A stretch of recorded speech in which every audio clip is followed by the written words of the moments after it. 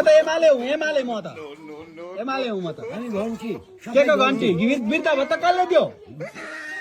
कसले दियो भने विदेशबाट आएको पैसा हुन्छ केपिएलले दिएको होइन हाम्रो केपिएलले हाम्रो केपिएलले दिएको होइन अब बन्द गरिदेला फेरि चुपचाप एमालेलाई भोट दिनु गरे पनि केही पनि नापिँदैन गरे पनि गर त्यो भत्ता ल्याउँदा पनि मैले चलाएकै हो पैसा खाएकै हो अझै पनि गर्छु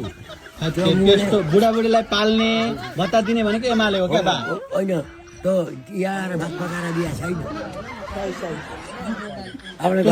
आफ्नो घरका बुढीले पकाएर दिएको छ कि यसपालि घन्टीमै हाल्ने घन्टीमै हाल्छु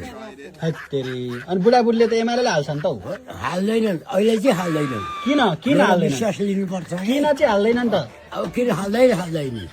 के गरेर एमाले एमाले पनि सन्किएको काङ्ग्रेस नापिएको माओवादी खुल्किएको अनि एमाले त झन्